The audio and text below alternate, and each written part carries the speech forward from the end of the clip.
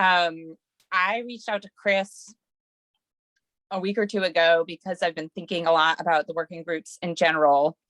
And this year, as you guys know, is the first year we've done them, and it's new for everybody.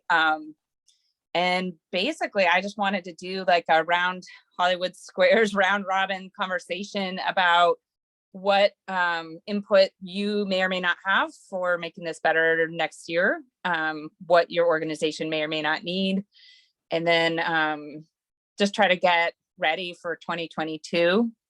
I know it's been a tough year for so many reasons for a lot of people, and I just want to make sure that I'm serving this group the best that I can. I sometimes feel like I'm trying to like pull things and ideas out of everybody, but I wanted to open this up just to be a completely safe space to kind of like, hey, this is what's working, this is what's not, and this is what we might need in the future. Some of the things that I have heard over the last year, certainly like the time zone is really tough, like trying to get that coordinated. Trying to coordinate guest speakers can be difficult because we can always, it's like everybody has their own schedule. So I think if we try to get those things maybe a little bit more firm in advance, that could be one avenue to make it better for everybody. But I would love to hear from you all. And so I'm going to zip it. And then I'm just going to go down from like my phone because I only see 4 people at a time. And well, Shane, can I just say very quickly before everybody comments, we are going to move the working groups to once a quarter. So that's first and foremost. The working groups being once a quarter will be it'll give the leaders much more time to sort of put everything together and ideally get input, maybe even before the call and certainly after the call. But just a note, if you're like, it's too hard to go once a month, we agree. We agree. So we are switching it to quarterly. That's it. That's all I got. Okay. So Julie, if you don't mind, because your face is right below mine on my thing, I'm going to go Julie, then Sam, you guys, and then I'll swipe left and go through Parker's over there. But Julie, if you don't mind, any feedback that you may have for next year, what could make it better, feel free. Because we're fairly new to it, but obviously I really like hearing what others are doing. And picking up ideas and what's working for them and that sort of thing. So that's what I find useful, and hearing about what's working for other people and what they're doing. So okay, because we're fairly new to it and new to the organization, so to ISTO. So when the ones that I've listened into, it's those other experiences and what they're finding that works and what doesn't work, and it's always interesting to hear other people also having the same issues that we have and that sort of thing. So that sort of stuff. In like a sentence, like doesn't have to be crazy, but like if you had to summarize the challenging, like one of the most challenging things right now in your organization, what would it be? I think we're about to start hitting some of our we're sort of a hermit state within a hermit nation at the moment. So we've been doing, our people are, I guess you're talking about our people, are sort of very fatigued, and now we're about to be even more overwhelmed because of what the government's bringing on. So we're getting a lot of that burnout stuff would have been really, really good, really beneficial, because that's for our people, like as in the organization we work for, that's what's going on. For Blue Surf, we're actually getting more and more uptake. The word is spreading for us. So we're starting to get more areas that are interested in running with our programs. Because we operating in Queensland, which is a really large state. So we're getting other areas that are partaking because of all this burnout and everything that's going on. So burnout would have been really, really good for us. It's on the docket next month. And I think I'm going to do it at I'm trying to get our guest speaker to commit to doing it maybe around 10 a.m. Pacific. So it's a little earlier. So hopefully it's not at 4 a.m. your time. I will look at the times. But I will. Yeah. And then did you get a chance to go to the conference? Oh no, we can't leave the country. I can't leave the state, let alone the country. I meant on audio. I wasn't. No, I couldn't because time zones and work was quite busy. So yeah, no, I'd love to come to one when we're allowed to travel again. But yeah, just the time zones and work has been super busy. So but yeah, it's a double-edged sword because the organization we're at for is so busy. It's going to be busy and whatever, but it's beneficial for us for Blue Surf because we've actually been really busy. We've had a lot of uptake. It's all that word of mouth stuff as well. And we're starting to we're moving up the coast and doing, even we're doing stand-up paddling because there's no waves up on the Barrier Reef. So yeah, we've had inquiries from we have some on the Sunshine Coast as well. I've actually got to go shortly because I've got a day on the beach myself, like we're running down here. But yeah, so we've had a lot. We're starting to get inquiries to run it further up the coast. So the uptake has been really good. Some frustrations with the organisation, but actually at the moment, the organisation we work for is actually really supportive of Blue Surf, and because of how positive the outcomes have been. So at the moment, it's all been pretty good because of all those. Because yeah, things are just getting busier and busier for us. So and in the workspace, yeah. That sounds like you guys are going really kind of quickly. There's a lot of interest, and it's also sort of like this whole thing of burnout. And if I'm understanding you correctly, that burnout isn't just the people coming to your organization. It's also making sure that the people running your organization are staying healthy and strong and not getting overwhelmed with this growth and this sudden burst. Yeah. Okay. Yeah. Because our volunteers, they're still all operational, so themselves, so they're getting it. But I guess coming to Blue Surf too is their therapy. Helping others is their therapy, if you know what I mean. So, but yeah, I do worry about them.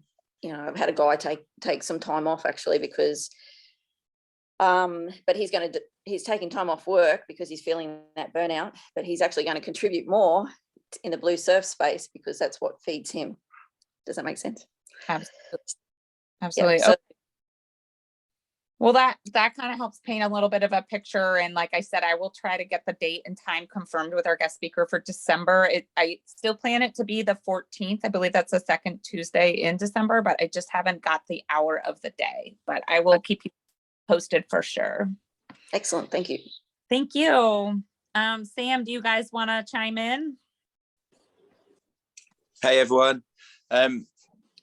Yeah, so do you want just an update as to where we're at, or what? Yeah, like a little update, and then like what you might benefit from next year for support from us, and how you think it could work better, any of those things. So as an update, it's been obviously a couple of months since we were last at this the forum, but for us it's been a busy 6 months really. We've now started running full-time delivery, 2 to 3 sessions per week. I think last time we spoke, we'd taken out 81 people. We're on about 300 people in the last 6 months. So we're really proud now that our force has invested. So Devon and Cornwall Police have invested such a huge amount of time, energy and trust into what we're doing. We had some guy called Rob from the States come over. I don't know if you've heard of him. Yeah. He came over last month. Nightmare, really. It's hard work. Yeah, we'll let him talk you through. I noticed that he's on mute, so he can't defend himself at the moment. So we can go both barrels now. So yeah, really fantastic opportunities for surf therapy as a whole. Really, we're really proud that we've managed to take out so many people and that the trajectory is kind of going up. PhD study has started. Research phase begun. So we've got some pretty good data from the initial proof of concept phase, which has helped us to shape how that proposal for the PhD is going to look. That is now started, as I've said, and we are looking at further kind of academic evidence for how we structure the program. The key thing for us that's come out is really around structuring a sustainable program. It needs to be relatable to the people that we're helping, just to build that safe space and that trust. And Chris, I know that we've had to make our apologies that we couldn't make the conference, and we are devastated that we couldn't. But we had a lovely little speech around trust and safe spaces to talk about. But unfortunately, we couldn't share that in that forum. But it's something that we're quite happy to talk more in detail about, should that be needed. So that's us at the moment. As I said, Rob came over. Fantastic opportunities. Rob Rob can go through a bit more detail, but some cracking opportunities that are being developed between us and Swell, looking to work together in the future. So I think these forums, one of the things that we're always trying to do is improve what we're doing. So anything that we can pick up from other programs who are operating, just echo what Julie said really about that, the benefit of that is huge. And so I think where you've had opportunities for people to come in as the guest speakers who are actually delivering a program to a target demographic and talking about what's worked well for them, what hasn't worked well for them, what they've tried, what they've considered, any mistakes they've made along the way, anything like that, I think is really helpful, because if we can learn from others and from them, it's the mistakes in particular, because you don't want to make them. So if you can learn from where other people have made those mistakes and say, oh, look, yeah, we've tried that, really didn't work for these reasons, then that's really golden sort of learning to be able to take away. So that's a big element. And then like academic stuff, obviously our PhD is only just starting, so it won't be ready to share the results for a good few years yet. But if anyone has academic studies that are ongoing, when they get the results from those, to come onto this forum and say, right, this is now concluded, we've got the data, this is the findings of that research, just to point people in the direction of that academic research and what the conclusions are. So a bit of shared learning as well. That's the really valuable stuff from our perspective, I think. Yeah. From these forums. Awesome. Okay. I appreciate that. And I think, Chris, that might be an idea too with, I don't know where things are at with the pilot, but maybe just, we were talking about, do we partition out, we've got different sectors, right? We've got our vets and first responders, but there's other sectors, doing surf therapy. It's like, do we create a research forum? Like just have that be like, if you're in a study. So I don't know if that's come across, Chris. I think there are really definitely differences in terms of how you might want to deliver to the different demographics and the different needs and things, but there'll also probably be crossovers as well in terms of what works for those people. So I think it's still relevant, even though, we would still be keen, I think, to listen to someone who's delivering to a totally different demographic to us, just in case we pick up ideas or new ways of doing things from them. I think there's still enough there to make it worthwhile. I think those outcomes, we've kind of, as we've evolved, we found that the outcomes have been pretty critical, because I think what we're all trying to do essentially is help people. And in helping people, we want some certain outcomes. So for first responders and veterans, it's to help our first responder and veteran community serve the public by being able to do the duties that they're kind of employed or enrolled to do. For other groups, so the WAVE project here in the UK, helping children, their kind of outcomes are to help children to lead a better life and to be contributing to society when they get older, for whatever reason they've had mental health issues as a child. So the outcomes are different. Essentially, we want the same. We want the person to benefit from that therapy. And the stuff that we've looked at is that rather than just taking people out for a surf and going, brilliant, that's great, we've got some really lovely results, is what do we want to achieve for that person, and to try and take them down that specific pathway. So taking first responders, for example, a lot of the stuff, the issues is around, as Julie says, the burnout, the trauma, the stuff that we all face on a daily basis is so unique to the emergency services that unless you've worked in that particular sector, you're not going to understand those needs and issues. So in order for emergency services and first responders to understand and be able to open up about that, they need to be able to talk to someone that understands it. And conversely, if you take the children, they wouldn't relate to someone who is going to come along and say, well, you need to do this, you need to do that. They want someone who is going to come along, and the WAVE project use volunteers. So having a volunteer stood in front of a child and say, you've been through the mill and you've had X, Y, and Z issues as a child. I'm here giving up my time to help you. To the child, that creates that bond and that relatability that they really need and crave. So it's two completely different things. And we found that using volunteers in certain sectors might not get those best results, whereas for others, it's absolutely critical. So it's just designing those programs around what the target audience needs and what they need as an outcome. I think that's something that's quite critical that we've found. Good feedback. Okay. Thank you. Appreciate Yeah, and that. that's great. That's a big reason why we have these conversations is I love that idea. In order to be a contributor with the International Surf Therapy Org, you do need to be collecting data, but the conversations aren't necessarily happening across the board as far as what are people using and what are they finding. Yeah. There's a resource, of course, on our website that has all of the published papers, but I agree with you that you just put the little like ding, ding, ding, because it makes a lot of sense to put together a working group for research. I love that. Yeah. Cool. All right. Well, thank you guys. I'm going to pass the mic over to Parker. And just make sure we can all get around. If we have extra time, we can certainly like come back around. I just want to make sure. Yeah, thanks.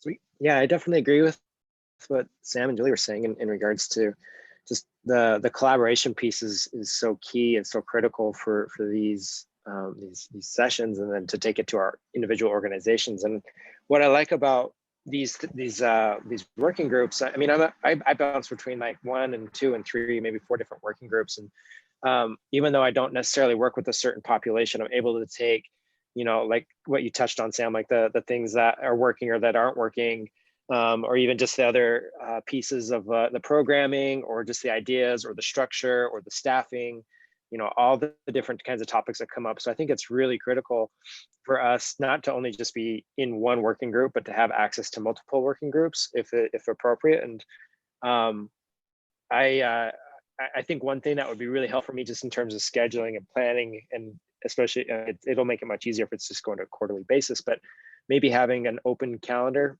with all the working groups, so that we can kind of see what's going on with maybe the agenda or the topic that's going to be addressed. So then that way we can plan for it accordingly as well and make the best value out of all of that.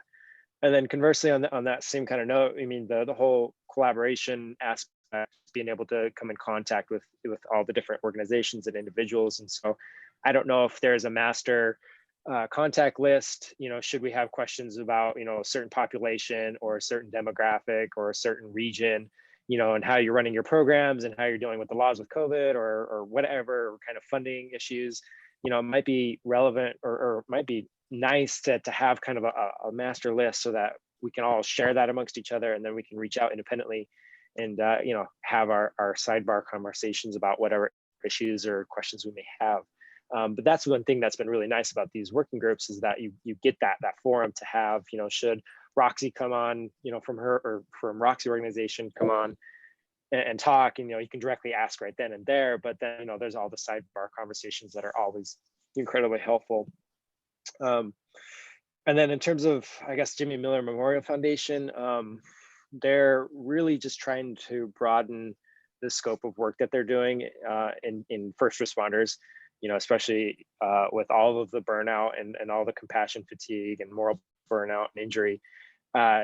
You know, they've run one program up in LA area with the medical staff, nurses and physicians, and that's gone really, really well. It's been received really well, both by the hospital and their administration and also the staff who attend that. So they're looking to expand that, and they're just looking, I think one of the larger issues is just resources, you know, in terms of time, volunteers, planning, logistics, all that kind of stuff, because they already have 50 different surf therapy events each year. So it's just adding more onto the 50. But that's their next steps. And so I really look forward to that conversation, Shane, that you have with the nurse that you'll be bringing in hopefully sometime soon, so we can get some ideas in that too.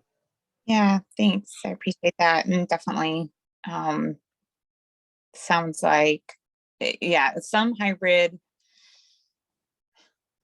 And Chris, I don't know, you know, if we keep the working groups kind of with the different population clusters, maybe each one has a quarterly meeting, or like it's staggered, or I'm not sure, but I really do like that idea of a calendar, like a general calendar, so you can like pop in and see what other people are talking about. I know we have the YouTube channel available, but I do really like that idea. So maybe we can work on that.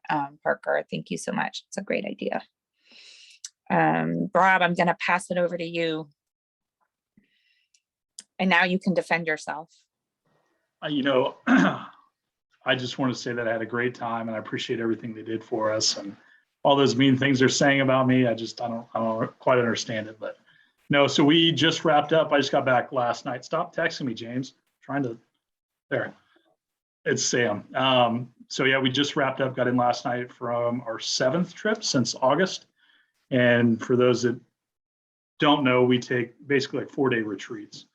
We're based out of Kansas City. So this last one was a locals trip, we did bring somebody with a local organization called the Battle Within here that runs a similar retreat, but it's not anything to do with surfing, to kind of show what we do, in hopes that maybe, I guess, some of their alumni graduates in their program are wanting to do a swell event. So there might be an opportunity to kind of reach out to organizations that work with veterans and first responders, and then collaborate with them and take some of their alumni out for a retreat out on the coast. So that's been going well.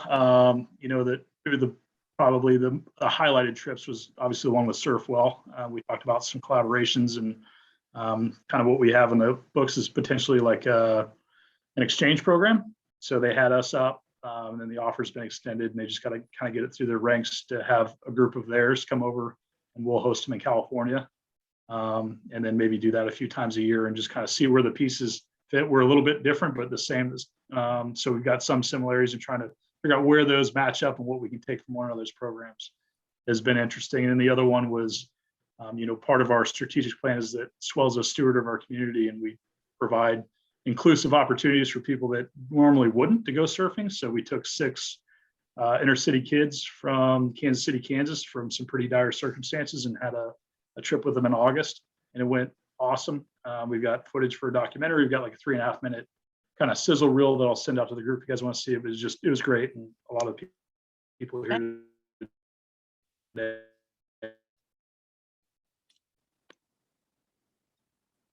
22 for June and August, and we start swim lessons in January. Awesome. My internet tweaked a little bit there. Can everybody hear okay still? Okay. Yeah, Rob, Yeah, sorry, I talked fast.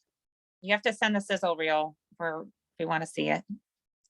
Put it in the chat, box. Okay. I don't know. It's a Dropbox link. So got it. We can try.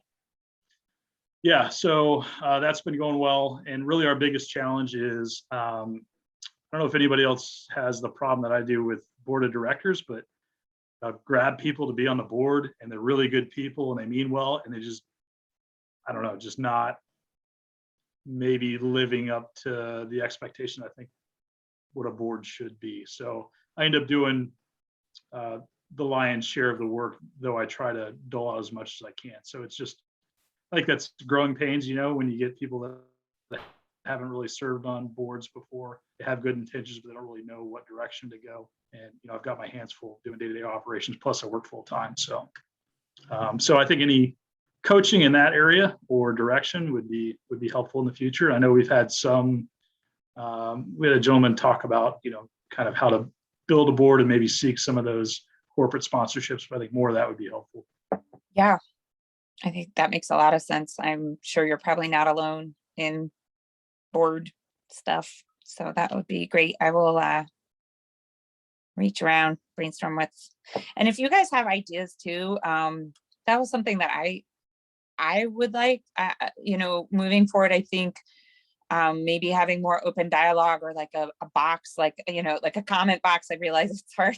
You can't fold up the piece of paper anonymously and chuck it in there, but just like, hey, like I have this great person I want to bring on. And, you know, I just, you know, the idea with these groups being from the ground up and not the top down, I just want to continue to push on that in the next year, however that may look. So happy to like reach out and, you know, brainstorm, or maybe like send out a poll. Hey, who do you know? Like, it would be great for helping with board development.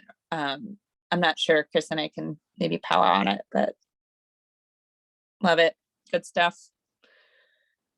Okay, I'm swooshing over. I've got Corey and Michelle, I think, left, and then yeah, just Corey, Michelle are the two.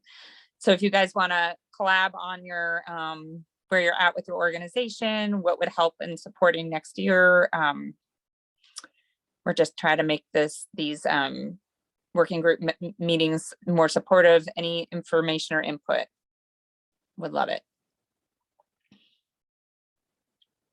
Well, one of you guys have to come off mute. You can Rochambeau. I don't care.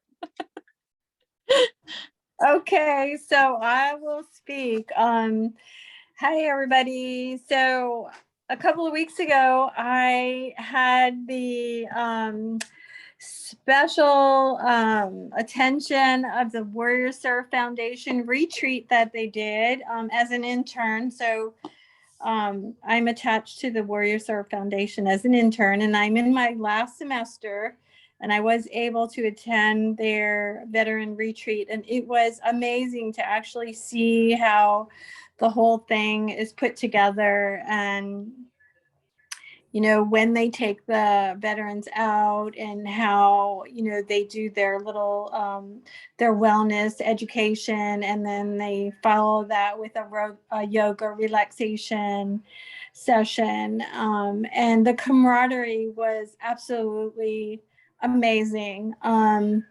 It was just, I mean, these people, we had never met each other before, and I'm a veteran myself, so I felt right at home. I felt like I was back in the squadron, and you know, we were just business as usual. We clicked right away, and we, even though I was one of the interns and not one of the participants, I was still felt a very big part of that amazing week. So what the things that I, you know, started getting a little anxious about is putting hours together, and it's so overwhelming to, you know, think of everything that we could do. But if you don't have, you know, like Rob was saying, if you don't have that board that's stuck together that can get you off the ground, it's kind of like you're just grabbing at, you know, difficulties and you know, struggling to put programs together. So we as well are considering our board members now, because we're doing both positions, and it is, you know, everything is in-kind donation, and we're just, we all have full-time jobs, and we're you know, struggling to just keep things afloat. But you know what? It's all good, and it's just, I think word of mouth is the most infectious way to get people to come on board. Social media is great, but I think word of mouth is very effective. We are being careful about who will be on our board, because I feel like those people are going to be, you know, very active in the community, well-known people who have a big interest in what our mission is. So anyway. I figured out how to unmute. Yeah, I agree. Yeah. We need to figure out the best people to put on our board. And that's like one of the hardest parts that we've been kind of struggling with. Okay. For the feedback. I'm excited for next year, and I'm glad, Michelle, you had that great experience to bond with vets and be on intern mode and not maybe as much on director pilot, like pilot mode.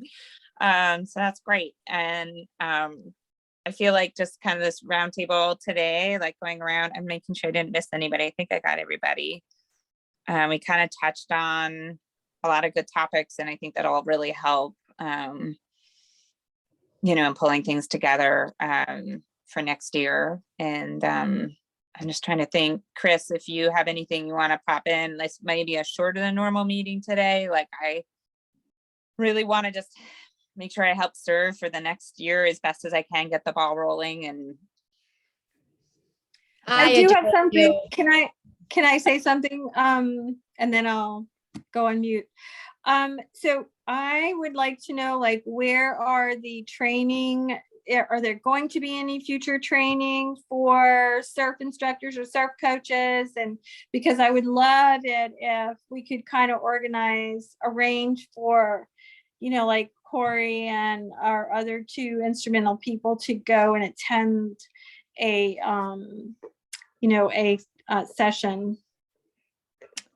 So I can answer that. We are starting our pilot study in January, and the pilot study is studying the practitioners. So all of you on this phone call or on this Zoom would be participants of the study, not your participants, but you. So the work that you're doing, the expected outcome of that is an evidence-based training course. So we are definitely working on that. And thank you for bringing that up. The other thing I wanted to bring up that was mentioned several times in this conversation is this idea of exchanges. So that's something that came out of the ISTO conference. Was we sort of touched on it, and then 150 things happened, and that's the way it happens. But I have not forgotten it, and we will be addressing that in 2022. But this idea, and Surfwell and Swell can tell you, and Michelle, certainly you just did, about Warrior Surf Foundation. And by the way, Parker, I'm sure you know, JMMF has hosted many, many, many people over their 16, 17 years. How long has it been? It's been a long time. So there's this idea of sort of a little bit more organized exchange programs. And we think that probably the best, I guess, space for that would be ISTO, so that we can be connecting one another. And it's sort of, what does that look like, this exchange program? But I mean, James and Sam and Rob and Michelle, I may have you guys even write a sentence or two about why the exchanges are so beneficial, not just for those that are hosting, but certainly for those who are visiting. There's so much we learn on the beach and in the ocean. And as much as I love seeing everyone's faces, it's obviously a little bit different when we're trying to convey programming and techniques over Zoom. It's really tough. I mean, it's happening, but it's obviously a lot more difficult. So we are going to be working on these exchange programs, and I may get your ear, James and Sam and Rob, about how well that went. And Michelle, Warrior Surf Foundation has been around for a long time. And you have, of course, been an intern with them for a bit now. So I think some of it is capacity for the programs, whether or not they can do it. That'll be a big component of it, because to Parker's point, while more and more people are trying to access surf therapy, and all of us are out here trying to create more sessions, there's also just simply not enough hours and human beings that are able to help out with that. So the idea of like, oh, now we're hosting someone, but I think James and Sam, and you guys can chat about this. When Rob, when you went to Cornwall, were there sessions going, correct? You guys did sessions. We brought 6 people with us, and they hosted all of us. And so we were the participants in the session. So we got to experience it. And then, we got to do a few other like really cool things, like watch Hoggy save James's life while we co-steered. I can't believe you mentioned that. Dinner with Sam's mom, the whole bit. We went through the program, and then we had like open sessions. There's a lot of discussion. So it was kind of interesting because they do like a one-day programming, but the week that we're there, the 5 days that we're there, was kind of like what we do with Swell, because it was like the community, all 6 of us plus the 5 because Chris didn't want to hang out. Surfwell people, we all kind of spent together, and it was like a community for that 5 days. And that's kind of what we do, but we were learning their programming. So yeah, and I'm just going to note very quickly, the next time you guys plan that, don't plan it the week before the conference and then not get to go to the conference. Was that around the conference? Was that around the conference, Chris? It was around that time, wasn't it? I think there was a minor issue. We were excited. I was at a family barbecue at the time. It all went a little bit wrong. It all went wrong. But Rob mentions a very good point, Chris, and in that it was brilliant for us to see a little bit of an insight as to what they do, because when we first spoke to you about 3-4 years ago, when we first started, we said what we'd really like to do is a longer program, 3-4 days, like Rob and the Swell guys do. But for us to get that authorized through our bosses would have never happened. So I think we're starting to get to that point, aren't we, where we can now look at different programs and taking different elements of different things together. And I think, Rob, there's a couple of things that you want to implement to your program. So between us, we've both learned loads. And I think there's differences in the way that we do stuff to how you do it, but that's going to be because our first responders are slightly different over here, and the way that we all operate across the globe is different. But to try and find those common shared things together is a really, really good opportunity. And the program, the exchange program, is something that will be, for first responders. You imagine some of the worst trauma that's happened, and we've had some over here in the UK with shootings recently, and Rob, you've had some over in the States as well. To be able to offer them that opportunity as first responders to go over the other side of the world and experience surf therapy is a cracking opportunity. And I think it's something that we're dead keen to push. Yeah, I love that there's both. We're talking about the practitioners, but the fact that you're also talking about the participants or athletes, that's actually really special.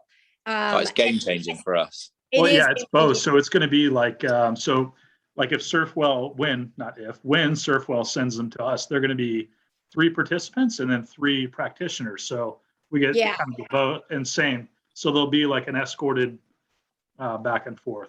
Yeah, that's really special. And Sam and James, not to speak for you, but for those who don't know, they did something very, very unique. Before they even started, they came to the United States and quite literally took meetings with everybody they could get their hands on to discuss surf therapy and what it looked like. And the bummer was, I couldn't even show you a JMMF program because we weren't running any the time in the one window that you were there. But you really did your homework, and it's maybe not accessible to everybody, but this exchange program through ISTO is where we want to try to create that accessibility. So Michelle, what you experienced with Warrior Surf Foundation can feel overwhelming, but as you and Corey and more members of your team get to go experience other programs, you don't leave necessarily like overwhelmed and exhausted. You leave energized, and just like you leave the conferences, the ISTO conferences, you feel like you've now been equipped with all of, you've been educated and equipped with everything that you need to go and deliver something better than you did before. So that's really what ISTO has always been about. We're really trying to help everybody improve their practices. And one way is sure having these conversations, but we all know a much more impactful way would be to be on the beach and in the ocean with everybody. So love that. Well, and I feel like that exchange option also may help mitigate burnout amongst surf therapy practitioners, and what Julie was touching on in the very beginning. I mean, it is hard if you're like balls to the wall, for lack of a better word, at all the time, but getting out of that and sharing and having a chance to exchange with some other programs, I think is a great opportunity, like you said, to leave energized and feel refreshed, or, the things that like you can't figure out or solve on your own, all of a sudden it's illuminated how somebody else has solved that problem. So I think that's like actually really important, and considering the need and the demand amongst the first responders and healthcare practitioners as we see that need come up. And I just think there will be more and more need for surf therapy programs. The risk is there for burnout for those running those programs. And that ties in also, Michelle, I can't remember, were you able to come to see Roxy's presentation about, was it 2 months ago? Yes, I believe I did. Okay. Yeah. Is that the sexual assault one? No. Which one was Roxy that? spoke about her organization, like all the training that they do with their volunteers. And I know. Yes. And that's what I'm also alluding to is, is there going to be like a coaching training at some point in time? Yes. Thank you. Yeah, we're going to do that with Roxy. We're going to kind of set it up as sort of a masterclass, because there's a lot of people. I mean, Michelle, you're right. On one hand, and Corey, it's like word of mouth, who wants to help? But there's number one for us as a priority is safety. And how are you keeping everybody safe if you're just like, sure, we'll take you. We don't know anything about you. We have no background. And Roxy Davis Foundation, if you haven't seen sort of a Cliff's Notes version of it, it's on the ISTO YouTube channel. But her just standardization of how they take their volunteers for an entire weekend, like 8-hour days, and go through every different scenario, not just emotionally and mentally, but physically, it's groundbreaking. And I think some people are definitely doing it. But yeah, yes, Michelle, there's much to be learned from one another, and the volunteers and the practitioners and board members and fundraising, all these things are why we're here, to try to help each other. So I'm just so grateful. Shane, you've been a rock star, and all of these beautiful faces that I get to see every month. I know you had last month off. We've only got one more, as Shane mentioned. We're actually also going to send an invitation to the working group for mental and physical disabilities, because they are bringing in an aquatic team that certifies aquatic therapy. And we feel like aquatic therapy, and Rob, I mean, going out and getting your kids like practice swimming before you ever brought them to California, like those are elements that obviously work well together. And so that one's December 7th. I don't have the date, but everybody's going to be invited to that one as well. And Shane, if your clinician shows up, we may invite everybody to that one as well. So December, we're going to try to make them as early as we possibly can, no more than past the second week, because I know the holidays, but we'll have a lot of big speakers that you all might be interested in. And again, of course, it's recorded so you can watch. But yeah, thank you so much, everyone, for being here. I love these conversations. Yeah, thank you guys all so much. I appreciate it. This has given me a lot, and thank Chris, like some good stuff to work with for next year. And any final parting thoughts, feel free to raise your hand or hop on, but I feel like this really helped. Thank you.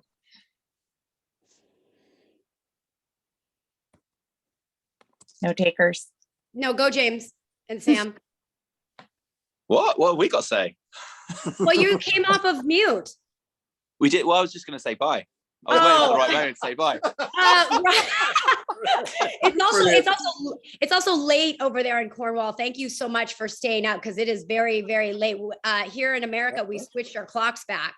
So 1 o'clock here. Yeah. So it's even later for you guys than normal. So thank you for being here so late. Rob, did you have something to say since you came off mute? No, I was gonna tell James goodbye. Oh. Bye, Rob. So I put the video link if you guys want to look at it. Yeah, I the put it video in link. the chat there. So. It's such a beautiful video. Thank you, Rob, for sharing that. And what about Sam? You're not saying bye to Sam, just James, Rob? What? This is what he was like the whole time. This is what he was like the whole time, Chris. The whole time. Sam, we love you too. We love you too. Oh my God. Jeez. Poor Sam. Egos. Thanks everybody for doing what you're doing. And Julie, I know you get to go to the beach right now. Good morning in your neck of the woods. Thank you for jumping on before you head out and go do your important work. And we'll see everybody in a couple of weeks. Thank you for, happy Thanksgiving if you celebrate Thanksgiving, or just go eat a lot of food with family, because that's basically Thanksgiving here. So, most of us do that all the time. So yes, safe travels over the holidays if you're traveling. Can't wait to see you guys in December. Thanks, everybody. Bye. Bye. Cheers. Bye, Shane. Bye. Bye, Rob. See ya. Love you really, Rob. Bye. Love your mom.